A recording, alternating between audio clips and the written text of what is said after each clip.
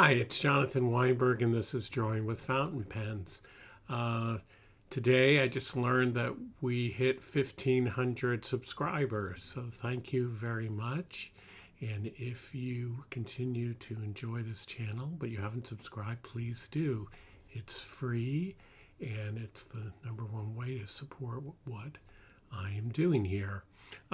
Today, actually, I'm going to do something that might be considered sacrilegious. I'm going to talk about a non-fountain pen, and that is the Lamy Pico, which is a pocket ballpoint pen.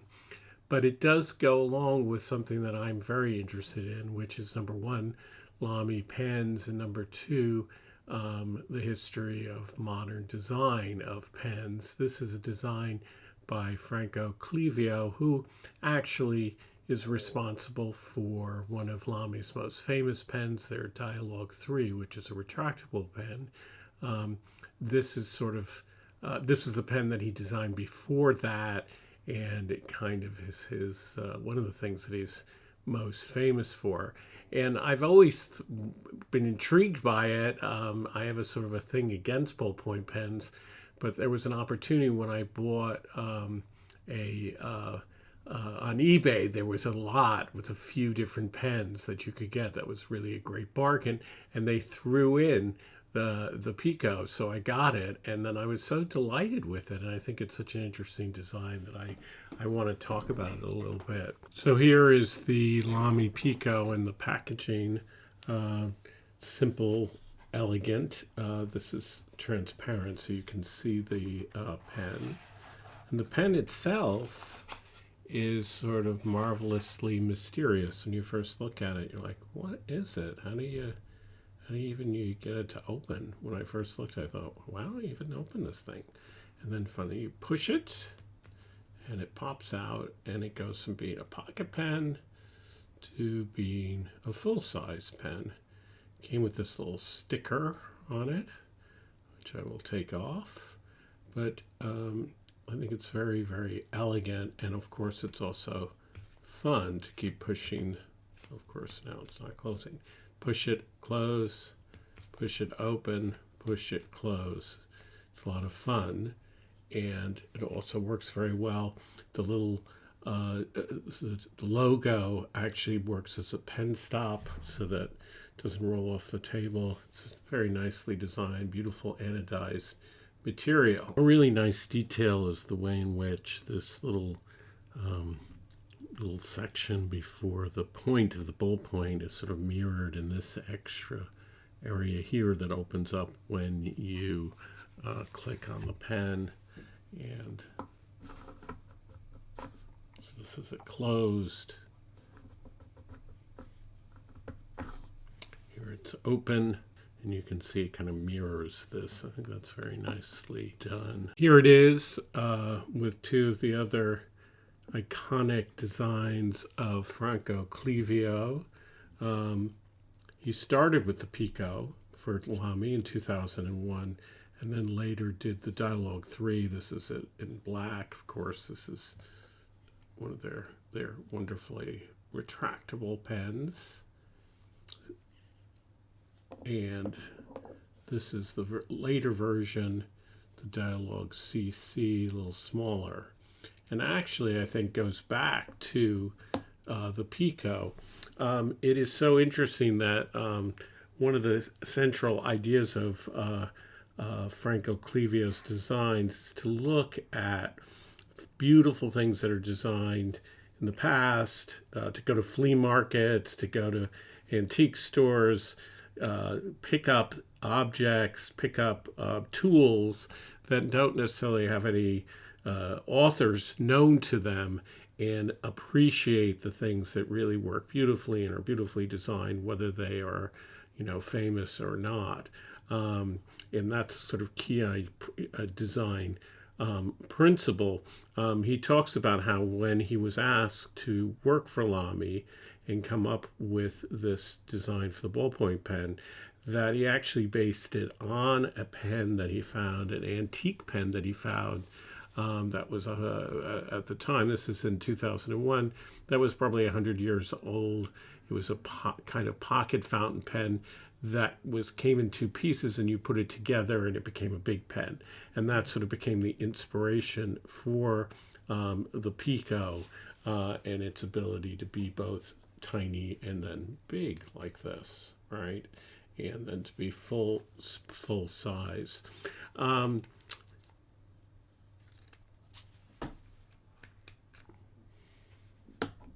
Franco Clivio was born in 1942. He said that he was always interested in design as a kid. And he studies at the Ulm School in Germany. Now, that's a really important school that was founded after World War II, at the period of time when they were reconstructing West Germany, and when there wasn't a lot of money, and in Europe things were scarce, and also people were thinking back to the Weimar period, the early period before the Nazis. And the Ulm School was very much founded in the tradition of the Bauhaus, but almost immediately began to question some of the ideas of the Bauhaus, particularly its emphasis on sort of the heroic designer, and instead sort of thinking in terms of analysis and industry and science and technology, and how could you make a design that was progressive, democratic, but perhaps wouldn't be emphasizing so much the ego of any particular artist. And that's something that is almost paradoxical, one could say, about this kind of design aesthetic. Because in a certain way, you look at the Pico and the Dialogue 3 and its sibling, the CC, and you think, wow, there's something about it that does seem to be almost anonymous, as if it were, and at the same time also odd and strange.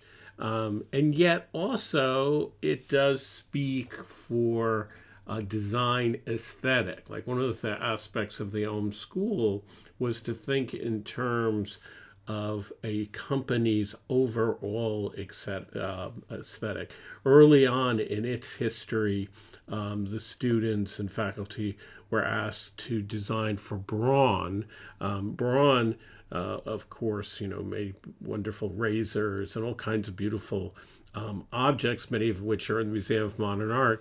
And in the 60s, they were sort of the Apple of design, in which everything that was designed for them, no matter how modest, had a certain look that gave you a sense, well, this was, first of all, very, very well made, beautifully made and crafted, and at the same time all goes together, whether they're designing a machine to grind coffee or they're designing a shaver, they are all going to be carefully and beautifully designed. And you see that again in something like Apple and Steve Jobs in particular, the ways in which he kind of insisted that everything that was designed at Apple be sort of beautiful to look at and be kind of exciting for the consumer, so that you had a sense that everything had a kind of integrity. It wasn't enough that it be technologically advanced. It also had to have a certain kind of look. And I think that's true of Lamy to a certain degree. On the other hand, I think one of the great things about Lamy is its willingness to go out for different designers.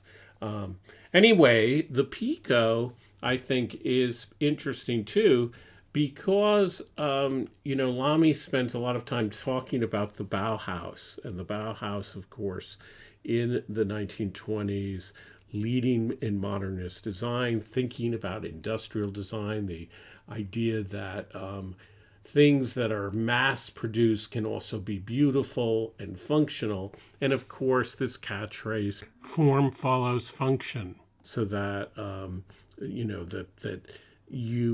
every aspect of the design needs to be functional and yet at the same time it's going to be beautiful because it is functional. Form follows function, right? Now, it's interesting to talk about that in terms of the Pico. On the one hand, there is this idea, well, that the pen should be small and fit in your pocket, but it needs to be bigger when you actually write. So it does that quite well. The other thing that's really great about it is if you open, sorry, let me, I don't want to lose it here, is that when you open it up to change the ink, it opens to the top here, you will see, here's the refill, that there is no, a lot of ballpoint pens, they have like a little spring, and you have to sort of make sure you don't lose the spring. The whole spring action of the pen is built into the top, so you don't have to worry about anything sort of falling apart. I think that's very beautifully done. So that's a case of the function determining the form. The other thing is that if the pen is so round like this, that therefore it needs something to keep it from rolling off the table. And so it has this little bump up, and in the bump up it says Lamy, so that's a way of getting the logo into the pen. Now, again, form seeming to follow function. But then you could say, well, you know, does the form of a pen need to be so round? Is that really the best choice for a pen? And if you think about a lot of pens, ballpoint pens, what are they actually trying to be like? Well, they're actually trying to be a lot more like a pencil. And pencils usually are not totally round. Often they're not round. Often they have sort of, they're parallel. They have multiple sides, so they don't roll off the table. And so it depends on what you feel like in terms of how successful this pen is, in terms of how it holds, how it feels in the hand. I feel that one of the things that's the biggest problems with Clivio's designs on pens, whether it's the Dialogue 3, which is much heavier pen. I mean, the Pico is not a very heavy pen, which is a good thing. These two pens are quite heavy, and your hand really gets tired holding them. That's because the retractable mechanism in them, I think in part, which is beautifully done, but I think it gives them this kind of weightiness. This pen is not so heavy, but all three of these pens, I think, suffer from the fact that they are all this one single shape. Most pens have different, they're narrower where it comes down to where you hold the pen, and then they widen in the middle. Sometimes they get more narrow at the end if they're more torpedo shaped, but they tend not to be just one form, one round form like this. And for my feeling about holding a pen, this is not the most comfortable pen to hold in the hand. I would prefer it if it had some kind of, stepped a little bit. It does that a little bit here, and it is a little different where it sort of sits on your hand. But over here, I would like it a little better if it went in a little bit more, the way that the Lamy Safari does, and a lot of other pens do. Because the Pico is so much lighter, however, than the Dialogue 3 and this pen, it doesn't bother me so much. But when I do hold these pens in my hand and they're heavy, I really do miss the fact that the pens don't go in. That's particularly true of the full-size Dialogue 3. So all of these pens, I think, are incredibly beautiful, and yet I think that it is hard to say entirely that their form is following function. I feel that the most important idea here, is this sort of round, oval, tubular form that the designer has decided is the form for this kind of pen, and that has determined everything has come out of that, and the simplicity of that. And that's the whole another whole interesting idea, which is sometimes the minimal and the simple is a good solution. sometimes introducing a certain complexity in a design is actually a good thing. It's not necessarily so that just always I think that the most pared down, the most minimal is the best. Although designers I think tend to like that. It certainly looks great. And I'm looking again at these three pens and I'm thinking, wow, these are beautiful pens as objects. I mean, they're like sculpture. They're beautiful. And I think that was true. Going back, thinking about Apple and Steve Jobs, I think that was something that he really felt was important, that a computer that you use every day should be this gorgeous, beautiful thing. And that sense of beauty is what's important. Now, beauty, not so much, though, in terms of ego. It's not about the artist. I think that's the key concept. It's about a certain rightness of form and a sense that the form is right because it comes out of some functional necessity. And that itself can be a kind of illusion. I would say in the case of all three of these pens, that their form appears to be functional. We think that it looks functional. It seems to be industrial. It seems to be machine made and modern. And all those things speak to a certain kind of rightness and a certain kind of sense, well, that must have something to do with the technological and with the function. But that, in fact, might not be the case. That itself may be a kind of masquerade, if you will. And in fact, in the case of all these three pens, all the machinery that's going on inside that allows them to open and close and retract is hidden. And that's where the minimal itself is a kind of style, a kind of aesthetic. Less is more is not always the case. Less is more is a kind of way of presenting the self and presenting the world.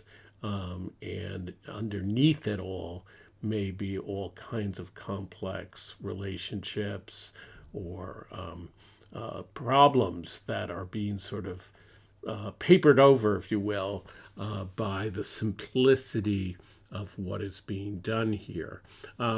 There is, on the other hand, I don't want to get too philosophical here, there is a sensuousness to a lot of these designs. Lamy, I again, making the comparison with Apple, that is, I think, the success of these industrial designs is that they have a kind of luxuriousness to them, even though they're simple. So there's the anodized metal here, the shiny white of the CC, the beautiful way in which the lines here, the black of the Dialogue 3, these all give me at least a great deal of pleasure and a sense of luxury, right? But it's not an ostentatious luxury. You don't feel, oh, well, it's just done for the sake of making something expensive looking, which is often the case with fashion or with watches and everything else. That's not the case here. It all seems to be justified in some peculiar way, and yet it gives one an awful lot of pleasure. The pleasure of all these pens, of course, is the fact that they have this mechanism that is, of course, if you're going to be working with other people and in a meeting, you're going to have to be careful not to be spending all your time pushing this in and out, because they're just kind of addictive. Now, how does this thing write? This is the Lamy Pico. I've been looking at other reviews, and people complain about the medium refill and say that you're better off with the broad. It's a ballpoint pen. It writes better than a Bic, a really cheap one, but it doesn't. Nothing to, as I say, nothing to write home about here. I would not use this to draw, except for maybe to doodle, but it writes perfectly fine. People said that they're skipping. I find no skipping in In one review, they recommend the broad over the medium, but this seems perfectly fine to me.